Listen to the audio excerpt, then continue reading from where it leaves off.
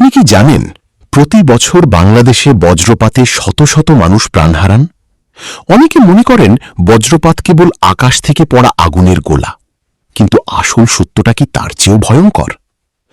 বজ্রপাত আসলে কোনো আগুন নয়, এটি প্রচণ্ড শক্তিশালী বিদ্যুৎ। মেঘ থেকে যখন এই বিদ্যুৎ মাটির দিকে নেমে আসে, তখন সে সবচেয়ে কাছের পথ খুঁজে।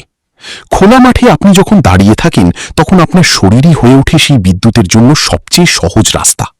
এটি সরাসরি আপনার মাথায় আঘাত করতে পারে, যাকে আমরা ডাইরেক্ট স্ট্রাইক বলি।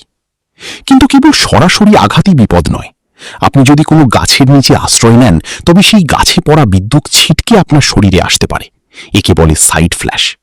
আবার আপনার আশেপাশে কোথাও বজ্রপাত হলেও বিপদ শেষ হয় না। বিদ্যুৎ মাটির ভেতর দিয়ে ছড়িয়ে আপনার পায়ের তলা দিয়ে প্রবাহিত হতে পারে।